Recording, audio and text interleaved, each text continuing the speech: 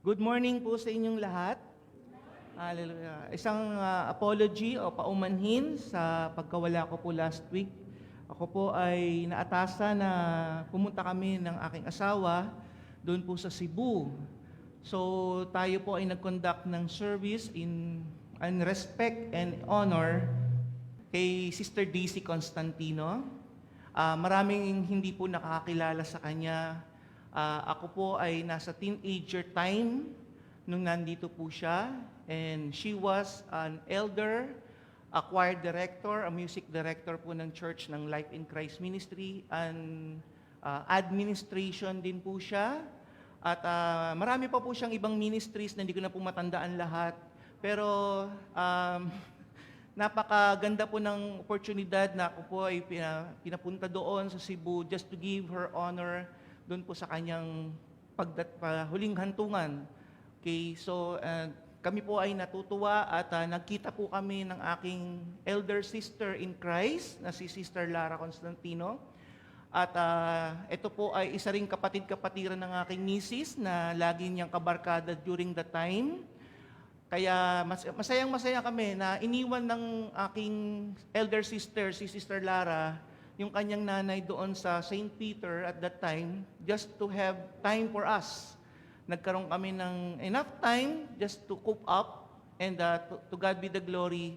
Nakapakasaya po talaga na kahit na nagdadalamhati yung kapatid po natin na wala po yung nanay niya, and binigyan pa rin po tayo ng time at naging masaya po siya. At especially after nung libing po, medyo nagpicture-picture lang kami sa Mactan Island at meron nag-offer ng human drone. First time niya na makakita ng human drone.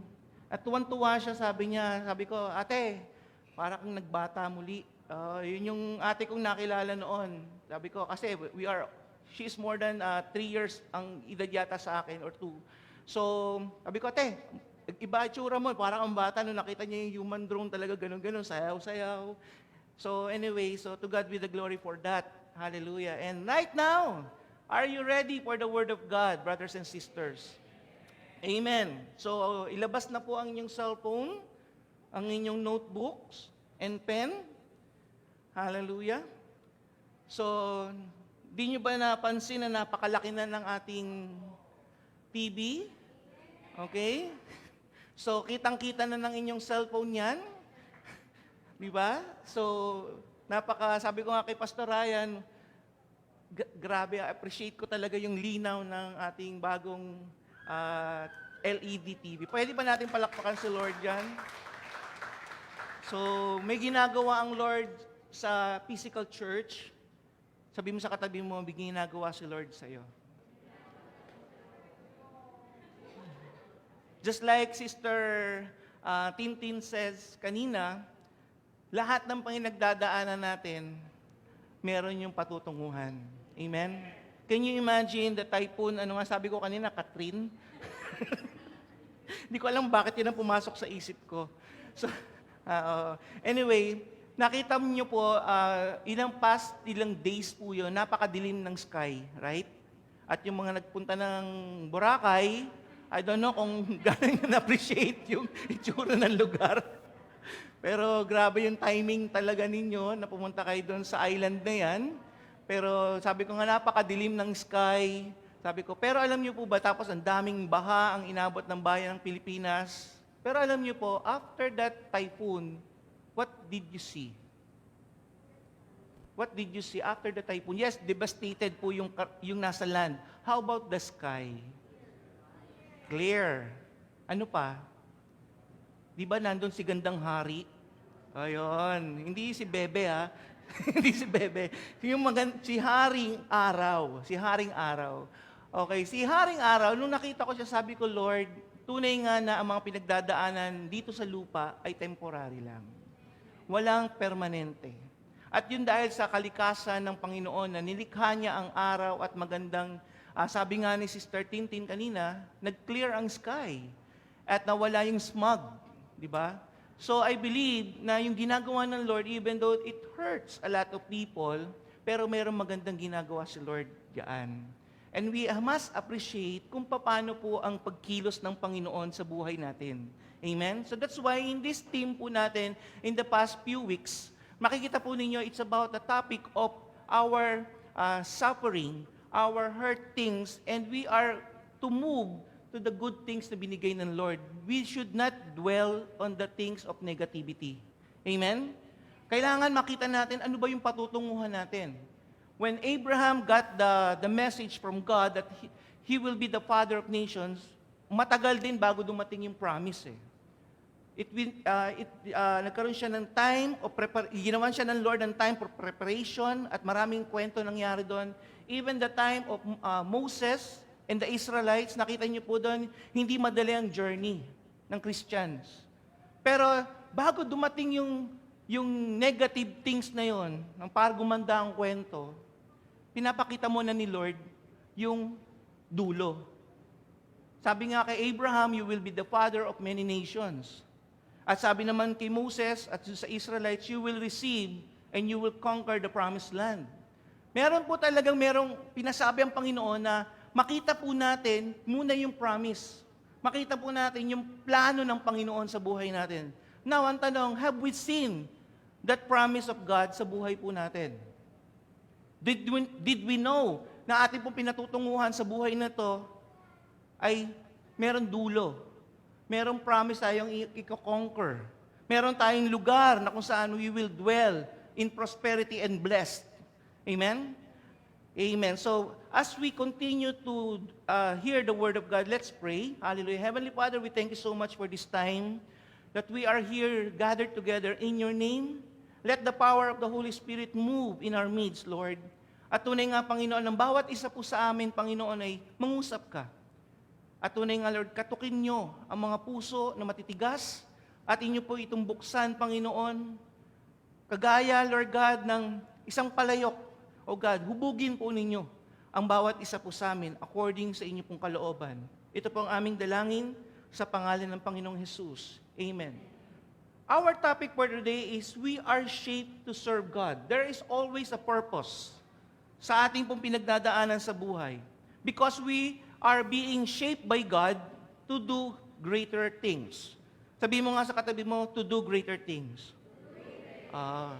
Para kang si Flash, diba? Para kang si Justice League, to do greater things. Okay, Jeremiah 18:1-6, sabi nga po dyan, the Lord gave another message to Jeremiah. He said, go down to the potter's shop, and I will speak to you there. So I did as he told me and found the potters working at his wheel. But the jar he was making did not turn out as he had hoped. So he crushed it into a lump of clay again and started over. Then the Lord gave me this message, O Israel, how I not to do to you as this potter has done to his clay? As the clay is in the potter's hand, so are you in my hand. Makikita niyo po dito kausap ng Panginoong Ama o ng Diyos si Jeremiah, si Prophet Jeremiah. At sa pamamagitan nga po ng potter o yung isang naguhubog ng mga palayok o ng mga bagay according sa clay, nangusap ang Panginoon through that revelation. Because at that time, may katigasan po talaga ang ulo ng mga Israelites. Pwede ba natin hawakan ang ating ulo? Sige po, hawakan niyo po. Ano nararamdaman niyo? Ayun, ganun po kayo. Ganun po tayo. Amen. Amen. Okay, that's why. That's why we are being disciplined because of this head. Okay, so sabi ng Panginoon dito, hallelujah. Meron tong kwento na kung saan merong potter, so ito yung tao, at meron siyang ginagawa ng isang palayok, clay. So through this, kagaya niyan, ang ganda nga, hindi ko naman kinausap si Brother Ivan regarding sa songs niya, pero connected di ba? Because the Spirit is one. Amen? So, as we sing the song yung kanina, yan po yung kwento. So, we are being molded. Pero alam niyo po ba, bilang isang clay, tayo po yun, mahirap sa ating buhay na habang umiikot-ikot tayo, can you imagine, habang umiikot-ikot tayo, yung potter's hand, minomold ka. sometimes, lalo na pag medyo may edad na yung potter, na nawawala siya ng control. So sabi niya, ay, hindi ito perfect. So that's why kailangan ko uling i-mold siya, di ba? So sometimes, ang Lord is doing things sa buhay po natin, but He is perfect. Perfect po si Lord. Pero sometimes kasi, eto ang difference lang po natin sa clay. Yes, number one, wala tong buhay. Tayo may buhay, right? Number two, ang clay po, walang free will. Tayo may free will. We have 2 legs, we have 2 hands, right? We have 1 head and 1 heart. But, can you imagine, when this non-light clay, kayang-kayang i-mold, kontrolado ng potter's hand, right? Can you say amen on that? Kontrolado niya eh. Pero sometimes, kung ikaw yung ilalagay ko sa sitwasyon, ako yung lalagay ko sa sitwasyon, nilagay ako ng Lord sa isang sitwasyon, just like yung molding, ano ba tawag dito? Yung umiikot to eh, this one. Umiikot po yan. Pag nilagay ako ng Lord, just imagine this, nilagay ako ng Lord dun sa ikutan ng ganyan, and bumaba yung kamay ng Lord, and He started to, alam niyo yun, mold me, kung ano yung gusto niya. Pero the thing is, now I want you to imagine things, ha? Kasi wala akong clay na hindi ako nakapunta ng palengke. Unlike before, nakapunta ako ng bilihan ng kalamansi, that's why meron tayong, di ba? Okay, now itong taong ito, na merong ulong matigas, may paa, at may kamay, at merong puso, at nararamdaman ko yung pain, kung paano gumagawa yung potter sa buhay ko. Ano minsan ang ginagawa ng isang tao? Just like me. I will decide to, wait lang Lord. Babay muna. I can do my things, right? So ngayon, itong potter's hand ay umalis yung aking minomold. Naintindihan niyo po ba yung ibig sabihin? Umalis yung nagmumold because you have the decision. That's why ang sinasabi ng Lord dito, kailangan makita natin, we must surrender. Pero alam niyo po ba, this is what God, the goodness of God is. In Psalms 139, 13 to 16, you made all the delicate inner parts of my body, sabi ni Lord, and knit me together in my mother's womb. Ito yung declaration ni King David sa Lord. Kausap po niya si Lord dito. Sabi niya, thank you for making me so wonderfully complex. So, kakaiba ka, kapatid. Sabi mo sa katabi mo, kakaiba po kayo. You are wonderfully complex. Sabi dito, your workmanship is marvelous. How well I know it. You watched me as I was being formed in utter seclusion, as I was woven together in the dark of the womb. You saw me before I was born. Every day of my life was recorded in your book. Can you imagine? In this verse 16 of 139 of Psalms, you saw me before I was born. Every day of my life, can you say every day of my life? Was recorded in your book. Sige, come on. Every day of my life was recorded in your book. So there is a book in heaven. And someone is writing on it. Diba? Meron libro ang heaven. At ito ay dedicated lamang sa iyo at sa akin. Kano man ang ginagawa mo, naka-record yan. Number 1, nagmura. Number 2, nangupit. Number 3, nagchismis. Number 4, ako naka-record pala yan. Nagmalbita. Naka-record pala yan. O yan. Every day of my life was recorded in your book. Kaya pala wala tayong kawala. When in time of judgment, sinabi sa Revelation, when in time of judgment, God will reveal things. Kasi naka-record pala. Kung ano yung ginagawa natin dito sa mundo, naka-record. Pero bibigyan ko kayo mamaya ng isang magandang kwento na kung saan yung mga bad things natin, mga shortcomings natin, binubura pala yan. Ito maganda kasi sa ballpen ni Lord, nabubura. Nabubura. Halimbawa, mga sins, nabubura pala yan. Hindi yan permanente. Hindi kagaya ng mga tattoo natin. Di ba? Bigla ako nakita yung tattoo mo. Yung mga tattoo natin, ang hirap ng burahin. Pero meron yata tattoo ngayon na madaling burahin. Yung mga nakadikit lamang na ganun. Pero mahirap burahin yan once na ilagay na yung tattoo. Mahirap ng burahin. Pero dito, binabanggit, paano ba sinasabi ng Biblia, ng Scripture, paano nabubura ang lahat ng kasalanan natin? Mga shortcomings natin. Isa lang ang eraser. Did you know what kind of eraser is that? Huh? Can you say? What? The blood. Yung blood ang eraser. Without that blood, walang remission of sin. Amen? So every moment was laid out before a single day has passed. Ito yung sinasabi ng 139. Ngayon, ano ba ibig sabihin nito? God knows who you are eh. Pag alam ng Lord na gusto kanyang i-mold, kaso, alam niya na meron ka pang will. Kilala ka niya eh. Doon ka pa lang sa sinapupunan ng nanay mo, kilala ka na. Matigas ka na ulo mo. Because your present, now, is a future na yan kay Lord. Did you know that? Kaya alam na ni Lord, because God is all-knowing God, alam na niya kung ano yung sitwasyon mo, tapos na yun sa Kanya. So, alam na niya kung sino ka ngayon. Alam na niya kung ano yung buhay mo meron ngayon. Alam na niya ano yung pinagdadaanan mo. Alam na niya kung ano yung kaya ka ba niyang i-mold o hindi. So that's why He allows things to happen in our lives to be molded.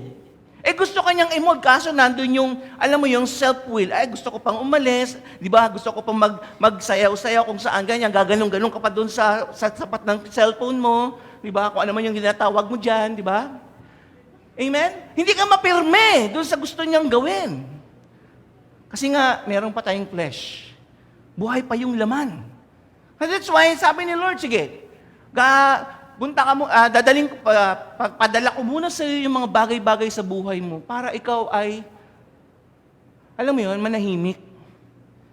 Lahat ng tao, nung time ng bagyo, nasa bahay. Nanahimik. Yung mga immortal lang ang nandun sa labas. Kung kayo po yung immortal, relate kayo sa sinasabi ko. Amen? Pero maraming tao ang nandun na nahimik sa bahay because of the dilubyo na meron outside. Right? And they are just watching the TV, news, social media. Yung iba ang saya-saya, nagmo-mobile legend na lang kasi nga wala silang ginagawa sa bahay.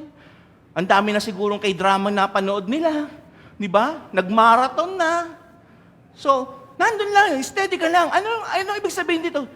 Nandun ka na, pirmi ka ngayon sa isang lugar. Because of the trouble dun sa labas. And sometimes yung trouble sa atin, inside, personal, nananahimik ka rin. Although the rest of your family and loved ones, masaya sila, pero ikaw yung may pinagdadaanan, nanahimik ka rin. And through that, magandang ginagawa ng Lord sa'yo. Yun yung time na kaya kanyang i-mold because nanahimik ka. Then you can say, Lord, I will be still and know that you are God. Kasi pag aligaga ka pa, hindi makakilos si Lord eh. Can you imagine? Gumagalaw yung pot, yung clay, takbo ng takbo. Ang hirap namang hubugin nun, di ba? Ano na itsura mo no kung hinubog ka ng gano'n, di ba? Parang yung ilong mo nandito na, tapos yung mata mo nandun na sa baba. Ang gulo eh. Nagigits yung bang ibig sabihin? That's why God is allowing things to happen para mapirmi ka at mamold ka niya ng tama. At bumaba ka ngayon sa iyong tuhod at magpakumbaba. Palakpakan po natin sa Lord. Hallelujah. So that's why in this, the picture, ito po yun. Yung about the mother's womb. Pwede ba nating i-post yun? So from that mother's womb, how cute the baby is. Right? Sorry. How cute the baby is, di ba? Very, siya, at ease. Very siya, yung hindi siya, wala siyang iniisip. Di ba, napakaganda? Ang nag-iisip lahat yung nanay. Ganun tayo, pag nandun tayo kay Lord, wala ka nang iniisip, kaya ka pinapatigil sa iyong mga kaguluhan. Nung time ng pandemic, 2 years na hindi tayo makalabas, di ba nang tahimik ng mundo, lumabas daw yung mga, sa ibang bansa, lumabas daw yung mga hayop dun sa daan. Because walang tao, walang predator. Predator pala mga tao eh. Di ba? Tapos ang linis daw ng lansangan. Sa Pilipinas, nakita ko, nung pumunta ako ng Antipolo at that time, wow, nawala yung smog. Walang ulan yun ha. Pandemic. Tayo pala ang nagkukos talaga ng sira ng mundo. Tao talaga. So nung nanahimik ang tao sa bahay-bahay po natin, can you imagine? Nagkaroon ngayon ng mga pagbabago. Dati ang bus, simula kaliwa hanggang kanan. Ngayon, nanatili sila sa isa. Diba? At marami pang mga pagbabago nung time ng pandemya. Pero alam niyo po ba, lahat po yan merong ginagawa si Lord. From every buhay po natin, may ginagawa si Lord. So God knows who you are, how He's shaped us even from our mother's womb. Since we have the free will, God is more interested to shape our character than our comfort. Pag lumabas ka dito, ito kasi, ito yung tinatawag ng development stage ng baby. Wala siyang iintindihin, kusang kakain yan. Habang kumakain si mami, kakain siya. Diba? Wala siyang gagawin kung di matulog, magpahinga, magpalaki. Diba? So tapos, at the time, lumabas siya sa kanyang nanay. Hindi pa yun ang, kumbaga yun ang pinaka-start ng kanyang struggle. Paglabas pa niya kay mami. Pero habang nandiyan siya sa loob ng kanyang nanay, nasa mabuting kalagayan si baby. Habang nandun ka sa presensya ni Lord, wala kang gagawin kung hindi matulog. Can you say amen on that? Kaso sometimes, kailangan nating lumabas. Diba? Paglabas natin, that's the real life. Because this is the molding time ng Lord sa atin. Paglabas natin, ibang klaseng molding naman siya. That's why God is building our character. Tapos na yung time of comfort. Lalabas ka sa reality. Pero dahil nga minsan, the word busy, did you know, alam niyo ba ang ibig sabihin ng word busy? B, being. U, under. S, Satan's. Y, yoke. And the word busy, you can say to me, I am busy. Okay, you're fine. I'm fine. Kung busy ka, because you are under Satan's yoke. Ginawa ka talagang busy ni Satan para makalimutan mo si Lord. How many times busy ka sa cellphone mo? Gaano katagal ka nagsa-cellphone? Gaano ka katagal nag-pray?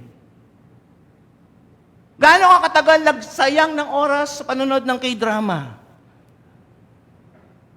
Gaano ka katagal nakinig ng salita ng Diyos o nagbasa ng Biblia?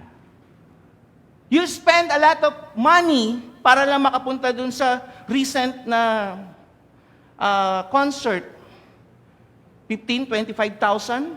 I heard some of the kids, ginawa yan. How much money?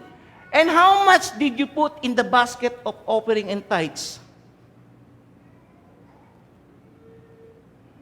Now, you can see the difference.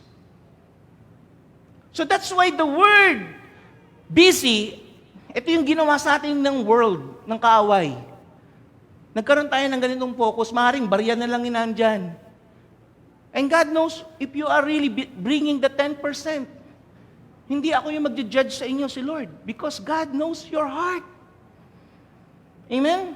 So ngayon, sabi nga dito, we are being shaped by God to serve. Kailangan makita natin yung shaping ni Lord para alam natin yung future natin. Kaya pala ako ginagawang ganito. Sa isang sasakyan po na lokbo-lokbo, alam niyo yung lokbo-lokbo? Lokbo-lokbo, bulok. Nag-isip siya, ano ba yung lokbo-lokbo? Bulok! Nung bulok na sasakyan, bago nyo mapaganda yan, kukuskusin yan. Amen? Parang yung pot. Tatanggalin yung pintura, i-acetylin lahat ng mga bulok dyan, tatanggalin lahat yun, papalitan ng bago.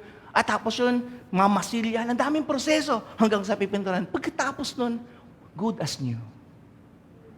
Dahil minsan ganyan din tayo, bulok-bulok tayo eh. Ang utak natin bulok, di ba? Ang buhay natin bulok, patapon na nga raw, sabi nga eh. Dahil sa mga kasalanan natin, sa buhay natin ginagawa. Pero God is renewing us. Pero kailangan manatili yung sasakyan na bulok doon sa talyer para mapagawa siya. Pero kung umaandar siya, sa lagay nyo, hahabulin kayo ng mekaniko o ng alatero para gawin yung sasakyan nyo? Of course, hindi. And it will take time na nandun sa talyer yung sasakyan na yun. Right? So ngayon, paano bang gagawin ng Lord sa atin? Una, number one, your heart is being shaped by God. Itong pusong to, ang unang binabago ng Panginoon. That's why in Deuteronomy 11 verse 13 to 15, it says, if you carefully obey all the commandments I am giving you today, and if you love the Lord your God and serve Him with all your heart and soul, then He will send the rain in their proper season, the early and the latter rain. So you can bring in your harvest of grains, new wine, olive oils. He will give you lush pasture land for your livestock, and you yourself will have all you want to eat. Napakaganda nung last part. This is all the blessing. Wow. He will send the rain in the proper season. Hallelujah. The early and the latter rain. Di ba? And bring harvest. Grabe. Ito yung mga pagpapala. Pero ano yung number one? Sinabi doon, carefully obey. Merong ano si Lord, may standard si Lord before we receive the promise, before we receive the prosperity, before we receive the blessing. We must be obedient. And that is molding. Remember the last week, Pastor Danley told us about the kwento is about the Israelites in the wilderness. Remember? Yung sa ilang? Alam niyo ba, based on scholars, hindi aabutin dapat sila ng 40 years sa wilderness eh. Kasi ang lapit lang, puntahan niyo po yung Google Map. Kung titignan niyo yung Egypt to Israel, ang lapit lang eh. Na hindi siya aabutin ng 40 years doon sa wilderness. Pero bakit inalaw ni Lord yun?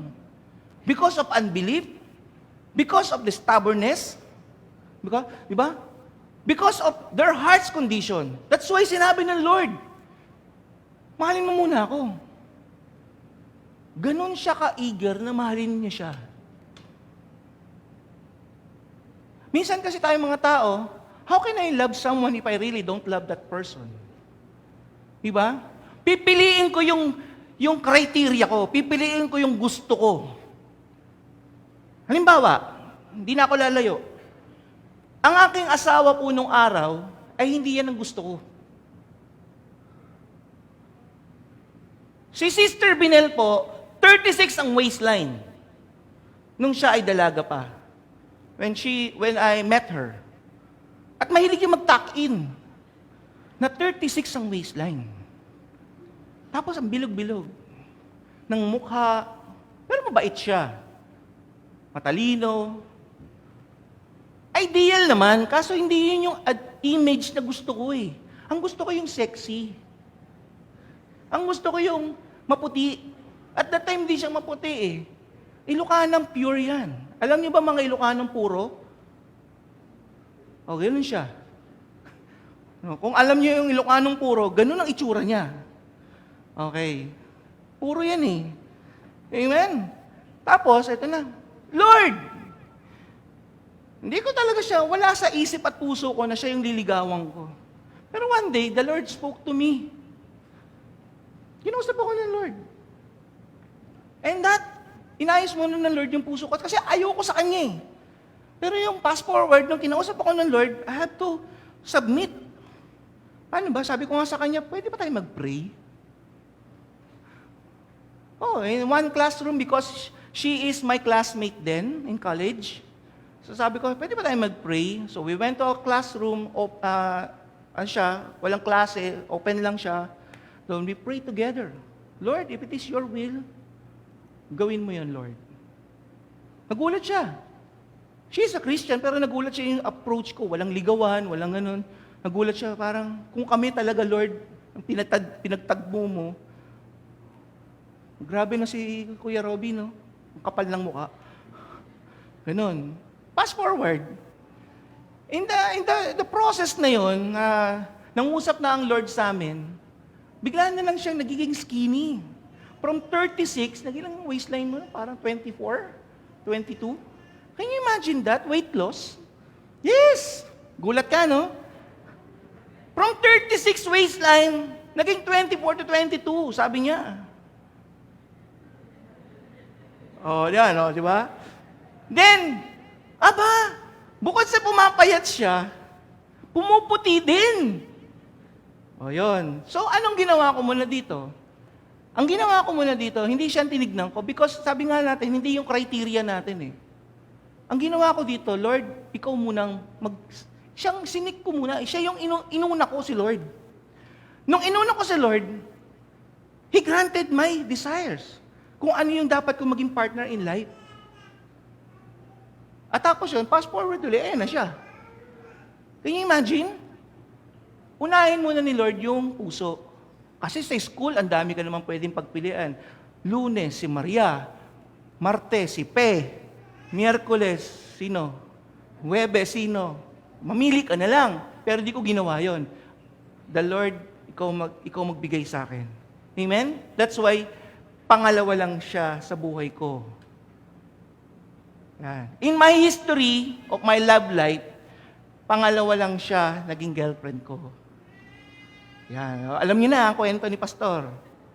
Pero, sa pag-ibig, mas mahal ko si Lord compare sa misis ko. Because nakita ko from the beginning, yung importance of loving God. That's why it says, love the Lord your God and serve Him with all your heart, soul, and mind. Amen? Can you say amen on that? Amen. So, puso muna ang inaayos ni Lord sa atin. Puso. Hindi isip. Puso. Because God sa Lord, important sa Kanya ang character rather yung ibang bagay sa buhay natin. So how can we know that we are serving God from our heart? Two things, enthusiasm and effectiveness. Enthusiasm, eager ka ba mag-serve kay Lord even you're alone? Para kang lasing, pag hindi ka makapaghamon, alam niyo yun, makapaghamon ng away, mga lasing ganyan eh. Ang nalapang niya pag dahil may kasama sila eh. Diba? Pero pag mag-isa, asan yung mga kasama ko? Takbo! Diba? Kung alam niyo yung effectiveness nun, ganun talaga yun. Ganyan tayong tao. Pero if you are serving God, kahit wala kang kasama, you are serving the Lord from your heart. Number 2, effectiveness. What you're doing for the Lord brings good result. Ano yung good result na ginagawa mo kay Lord? Pag yung mga bagay na, it's not based on what you say that I have a ministry. Kasi may aaring gusto mo yung ministry, pero ayaw ni Lord ka dun sa ministry, pinipilit mo yung gusto mo. So, kailangan makita mo yung good result. Ano ba yung good result? When God calls you to be, magbigay yung good things, makikita mo yung good result sa ibang tao. Pag tinawag ka ni Lord sa magtumugtog, makikita mo, ang bilis mong matuto. At nagiging blessing ka sa team, sa church. Amen? Pag tinawag ka ng Lord mag-song lead, maraming nabibless. Merong result na maganda. Pero pag hindi ka tinawag lang, sinisiksik mo lang yung sarili mo, I believe, hindi ka parapat dapat dyan. Amen? So kailangan criteria, that's why kailangan nating aralin kung ano ba ang sinasabi ng Panginoon. Number 2, aside from the heart, our character is being shaped by God. In Romans 5:3 and 4 sabi dito, and not only that, but we also glory in tribulation, knowing that tribulation produces perseverance, perseverance character, and character hope. So yung tribulation, yung mga pagsubok sa buhay po natin, meron niyang ginagawa sa Lord, meron na nakasulat, kapatid. Kaya huwag ka nang magreklamo. Huwag ka nang magmurmur. Kung ano man yung pinagdadaanan mo, magpasalamat ka na. Kanina po, na-late ako. Because suddenly, nagkaroon ng accident doon sa road, talagang traffic jam. Ikot pa kami sa ibang alternative route natin. Sabi ko, Lord, naiinis na ako eh. One thing I want for God, ayokong malate sa worship. That's my heart. Kung nandun yung worship, yun ang uunahin ko talaga, ang sambahin ng Diyos na buhay. Nag-iinit na yung ulo ko, pero Lord, Holy Spirit, you are my self-control. Nararamdaman na ni Pastora, nagmamadali na ako, iba na yung takbo ng sasakyan. But you are, Lord, ikaw yung self-control ko. Sa pigil-pigil talaga, pigil-pigil eh. Masakit na dibdib ko, pero Lord, pigil, Lord, pigil. Grabe. Pero alam niyo po ba, isang klaseng pagsubok yan. Oo nga, nakarating nga ako dito ng 9:30. Pero ang puso ko naman puno ng inis at galit. Do you think acceptable worship yung kay Lord? So that's why, Lord, sige, bahala ka. Do as you will. Kaya pigil. Talagang kahit nagmamadali ako, pigil pa rin. Gusto ko nang businahan ng mga tao sa paligid ko. Gusto ko nang i-hazard yung sasakyan ko. Tapos bumusina ka ng bumusina. Sasabihin ko kay Pastora, humiga ka dyan. Kunyari, emergency. Naiisip ko na yun eh. Because sanay ako sa mga ganyan eh. Mga emergency. O sige, higa ka dyan. Basta mag-hazard ako, magpupot-pot ako ng ganyan. Then, bababa ko yung salamin ko. Gaganunin ko lang yung mga tao. Hindi pa, lahat sila tatabi, right? Para lang makahabol ka eh. Pero ano sabi sa akin, Lord? Do you think that is worship for me? He is in control. Sige Lord. Kalma na lang ako. Amen? So every one of us are being tested. Every one of us haharap talaga sa pagsubok. Ano yung response mo? Ano yung response natin? Diba? That's why character is being built every now and then. In Galatians 5:20-23, sabi dito, the Holy Spirit produce kind of fruit in our lives. Love, joy, peace, patience, kindness, goodness, faithfulness, gentleness, and self-control. Huwag mong hayaan, kapatid, na malaglag yung bunga mo. Pag nalaglag yan, babalik ka doon sa buhay ng makalaman. Sabi nga namin nung araw, nung kabataan pa, sumasalupa ka na naman. Umaakit ka na nga palangit eh. Para ka saranggola. Di ba? Pag pinalipad ka ng Panginoon, lilipad ka, basta bigla ka na lang lulusong ng pababa. Huwag ganun, kapatid. Si SpaceX, alam niyo yung SpaceX? Si SpaceX, lumipad, hindi na bumaba. Pagbaba niya, bumalik ulit doon sa saan siya lumipad. Dapat ganun tayo, babalik, lumipad ka, balik ka lang din. Lumarga ka, papunta, balabas ng church, balik ka sa church, magpuri ka sa Lord. Amen? Alam niyo po ba yung sinasabi ko SpaceX? Yung pinalipad ngayon ni Elon Musk na spaceship shuttle, yung booster, bumalik yung booster niya doon sa kung saan lumipad. Ang nauna lang yung nasa unahan ng booster, pumunta sa space. Kasi nga ang daming debris sa space ng mga jet propellers na yan. So nagkaroon sila ng pag-iisip, paano hindi tayo magkakaroon ng daming basura sa space? Kasi hindi na sumisira ng mga satellites natin. So yun yung isa doon. Kailangan bumalik yung propeller. So minsan dapat ganun din tayo. Pag meron tayong nagagawa para sa Lord, bumalik tayo dito at magpasalamat sa Panginoon. Amen? Hindi naman kailangan dito sa pulpito eh. That's why important yung small group inside the church. Doon pala magsabi ka na, uy, alam mo ba, kapatid, yung ginawa ng Lord sa akin, napakaganda ng ginawa ng Lord sa akin. Start kayo ng conversation.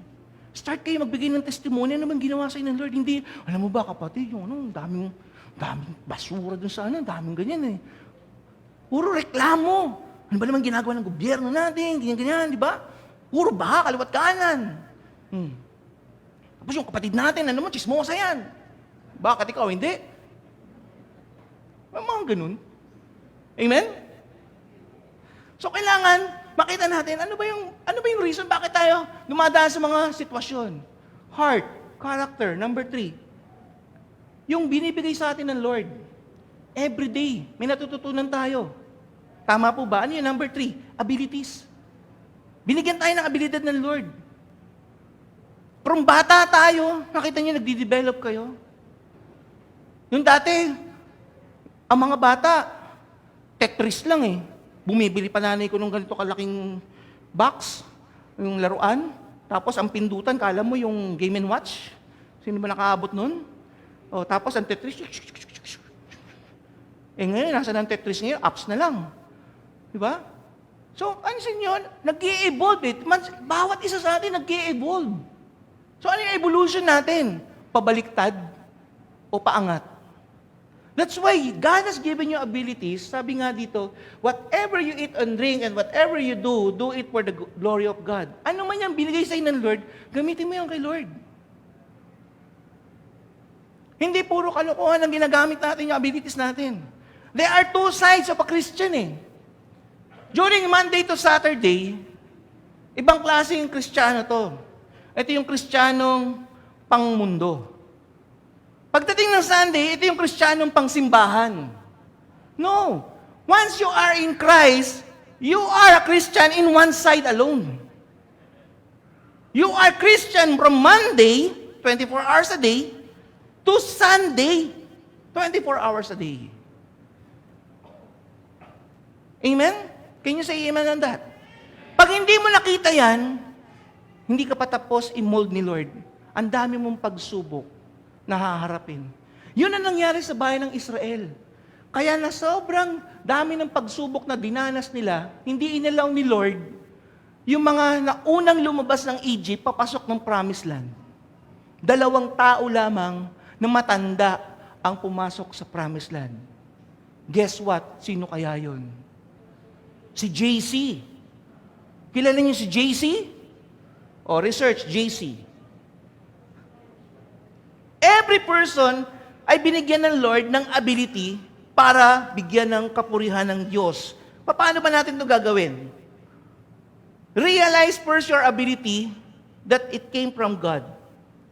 At ibalik mo yung glory kay Lord. Lord, salamat dahil nakakapag-drive ako. Ability yan. Lord, salamat nakakapagluto ako. Ability yan. Lord, salamat yung malibag na damit ng anak ko na papaputi ko. Abilidad yan. Hindi ako makapagpaputi talaga ng libag na damit.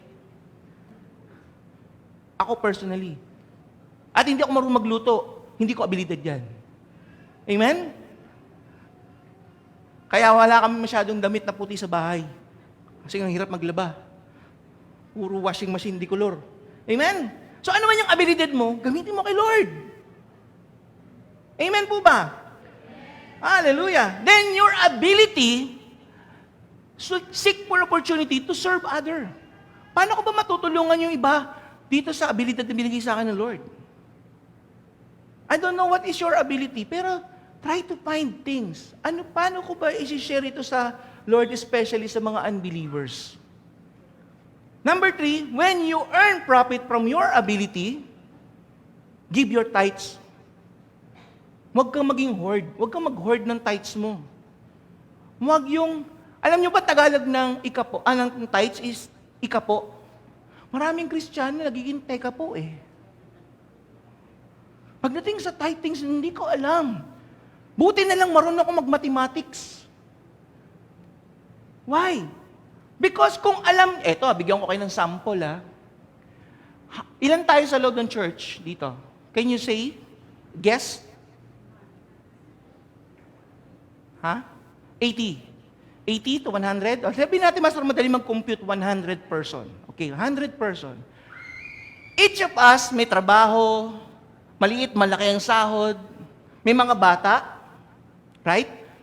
Pero lahat yan may mga allowances. Okay, let's compute. 100 person, times nyo na lang sa 500 pesos monthly na tithes. So that is 5,000 pesos na nire-receive nila sa kanilang trabaho o allowances in a month. So how much is that in a month? Can you say? Dagdagan nyo lang ng 0. Yung mga magagaling sa math. 50,000. Okay, 50,000. Okay, 50,000 sa isang buwan. Parang hindi ko makita sa isang buwan na may 50,000 ang basket na to.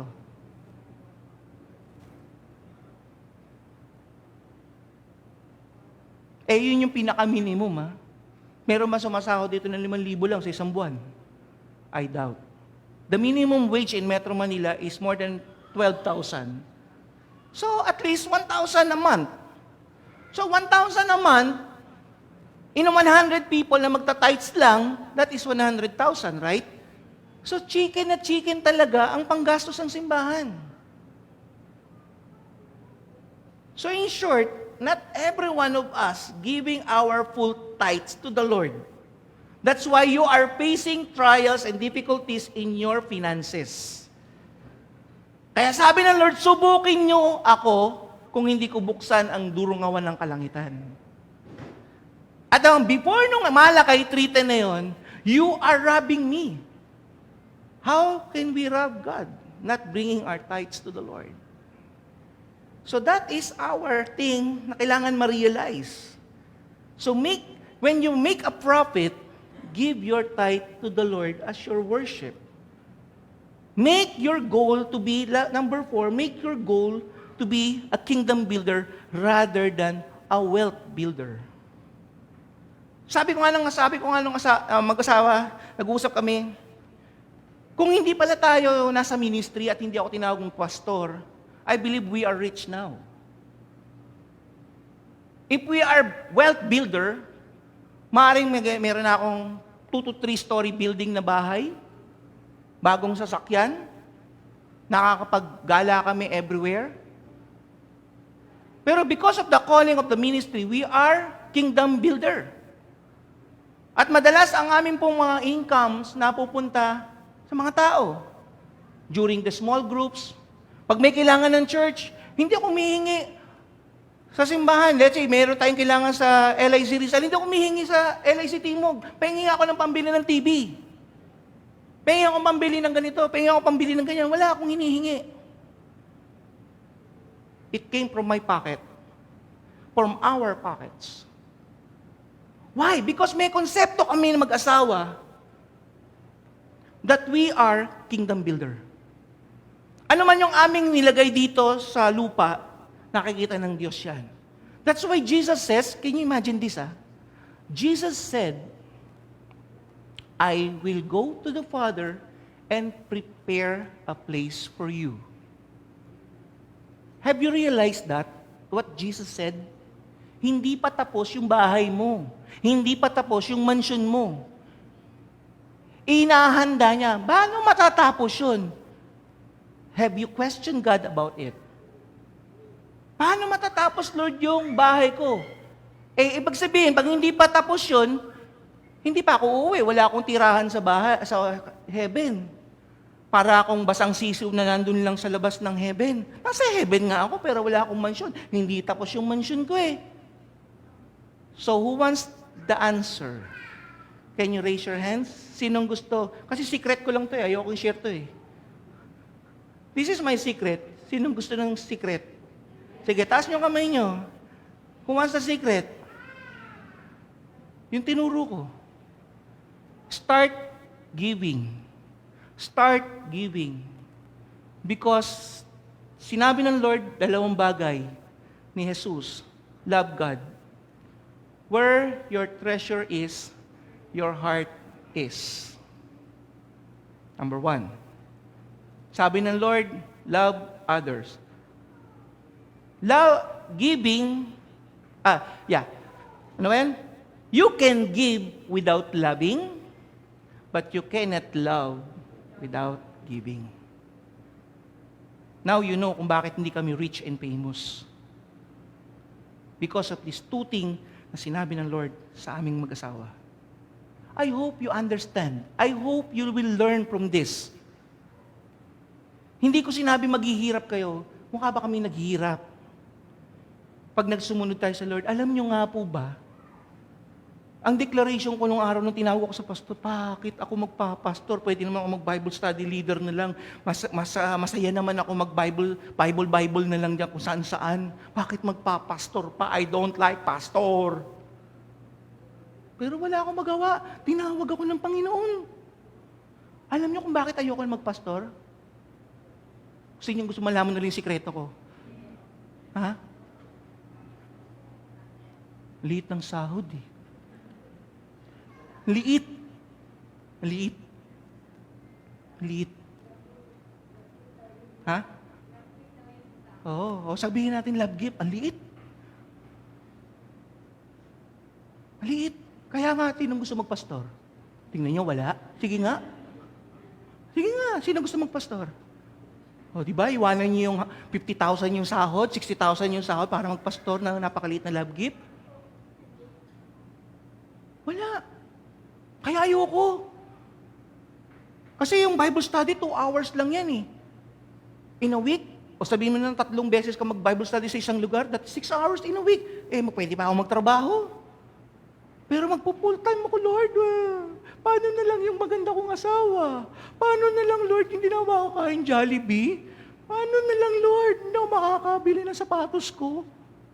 Paano na lang, Lord? Tanong ko sa Lord yan. Ano sabi ng Lord sa akin? Where's your faith? I am your Father. And if your Father is the creator of everything, He owns earth, brothers and sisters. Nung sinabi niya sa akin yun, bakit mo? Sige, step of faith na ako. Sige, bahala ka na. O sabihin ko, Mama, magpo-full time na ako. Kinausap ko talaga siya. Bahala na si Lord sa atin kung hindi tayo makakain ng Jollibee, ha?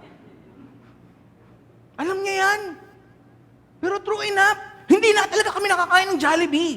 Bihirang-bihira talaga kami makakain ng Jollibee. Totoo yan. Kasi ng declaration ko Ay, alam niyo bakit? Ang liit ng chicken. Kaya nagmamakdo kami. Pinapatawa ko lang kayo. Number four, yes. Aside from the abilities, your experiences are being shaped by God, designed, pinagplanuhan niya yan. Kaya kanya nilagay dyan. Kaya yung magagaling mag-TikTok dyan, alam niyo na kung sino kayo ha, yung ano man yung abilidad niyo sa trabaho niyo, supervisor ka man, worker ka man, housewife ka man, ay, nako, hindi ko minamalit yung mga housewife, importante yan, ministry yan. Imagine niyo kung walang housewife, sino maglilinis ng bahay, sino magluluto? Beneficiary ako sa ganun. Hindi na puro mga supervisor, manager, hindi lang yung mga nasa secular. Lahat po tayo, sabi mo, lahat tayo. Lahat tayo. May experience. At yung experience na yung gagamitin ni Lord. Kaya pala ako pa na yan, hilig ko mag-Bible study in front of children. Imagine mo, nagpipreach ka doon sa harap ng children, may hawak ang 2 bata rito sa mga naka-headblock yung mga ulo nila, dahil ang gulo-gulo, 30 bata, isa ka lang nagtuturo. Nagsasuntukan sa harapan mo, o di gawin mo, hawakan mong gano'n, di ba, habang nagpipreach kang ganyan. Then na-experience ko pa, habang nagpipreach ako sa isang basketball court, binatuhan ako ng San Miguel beer na walang laman, na bote. Kaya pala, pinadaan ako sa mga gano'n, na hindi ko alam na mayroon palang plano si Lord, na para ako'y maging tagapagturo at tagapangaral ng salita niya.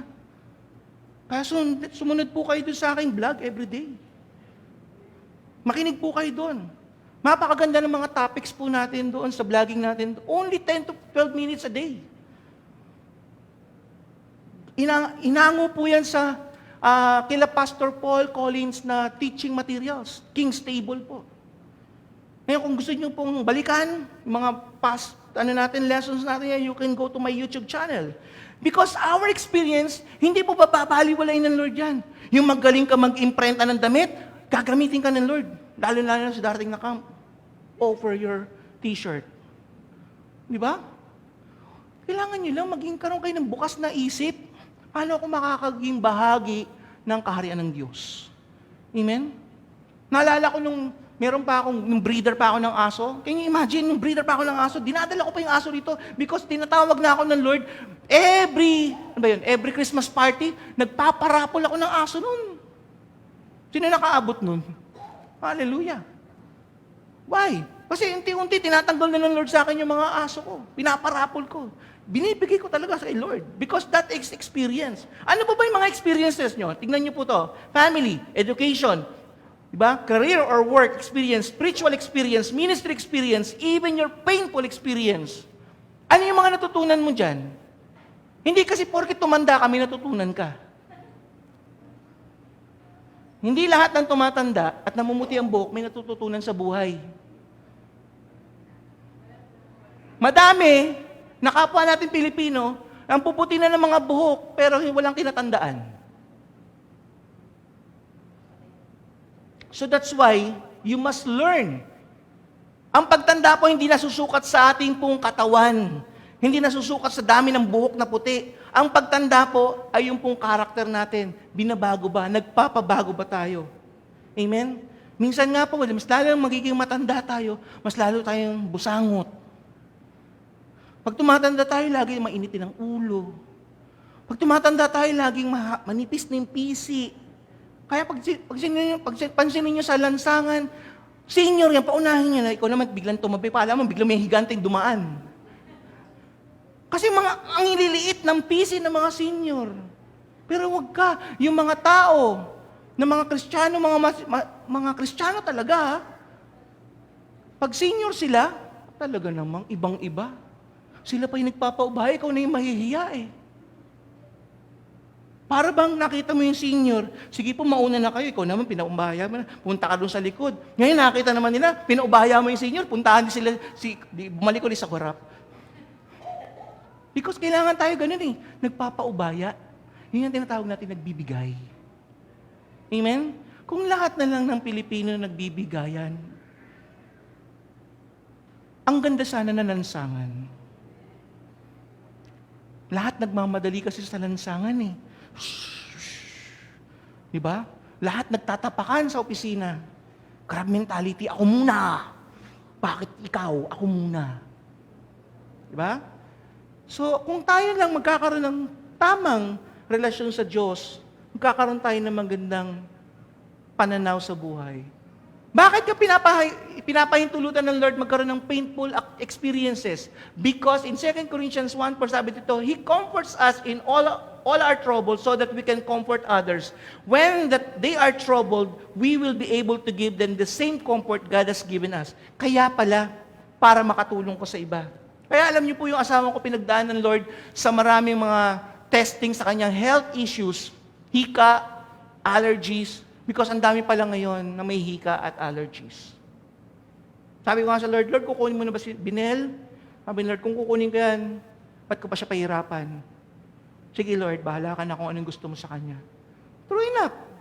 Marami siyang natutulungan na bibigyan ng comfort dun sa mga may sakit ng hika at allergies. Number 5, God gave you spiritual gift. Not only yung pong experiences natin, but also spiritual gifts. Ito po ay gift na nagmumula sa Lord. Kaya nga regalo eh. Kaya nga yan yung huli. Regalo to ng Banal na Espiritu. 2 Corinthians 12, verse 7 to 11, sabi dito in verse 7 lang. The spiritual gift is given to each of us so we can help each other. Bumabalik lagi si Lord at ang Bible doon sa second commandment ni Jesus Christ, love others. Paano naman yung sarili ko, Lord? Si Lord nang bahala sa'yo. Can you say that? Si Lord nang bahala sa akin. Hanggat hindi mo kaya sabihin, Lord, bahala ka na sa akin, hindi ka pa ready mag-serve kay Lord. Kaya, asahan mo, dadaan ka sa mga Catherine Bernardo, Christine Hermosa, at Enteng Cabisote na mga dilubyo ng buhay. Hindi ka tatantanan ng kaguluhan hanggat hindi ka lumuluhod sa paanan ng Diyos. Because the Lord says in the Scripture, every knee will bow and every tongue will confess that Jesus is Lord. So how can you confess and how can you bow down and acknowledge Jesus is Lord kung full of pride tayong lahat? Wala. That's why it says in the last days, there will be a great tribulation, there will be a great famine, there will be a great trials.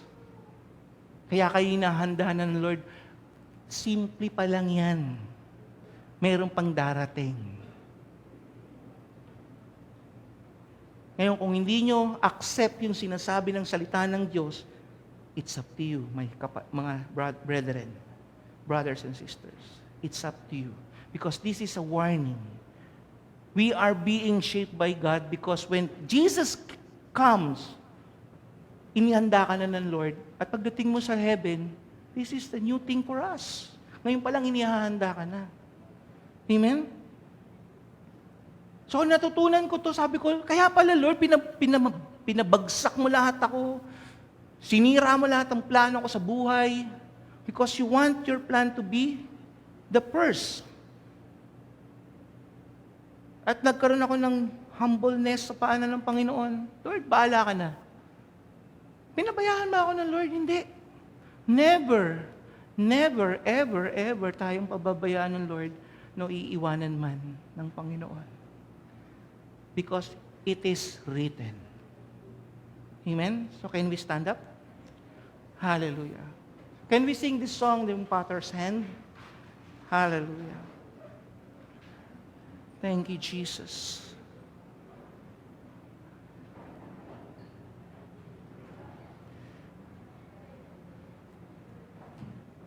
Kaya pinagpala po kayo mga kasama. Because napakaganda po ng plano sa inyo ng Panginoon. The only thing ano yung response mo kay Lord sa kanyang pagtawag? Are you willing to give up? Just like a clay without life, na handa kang magpa-mold kay Lord. Alam niyo po ba yung kantang Potter's Hand na yan? I was a teenager. Tama ba? Teenager pa tayo, no? Nung kinakanta natin sa church. In my devotion, ito yung isa sa mga kinakanta ko nung time na yun. At hindi ko alam na ito pala yung impact sa buhay ko. What I am declaring, what I am praying, what I am singing with all my heart, hindi ko alam yung pala yung umpisa ng pagmumold sa akin ng Lord.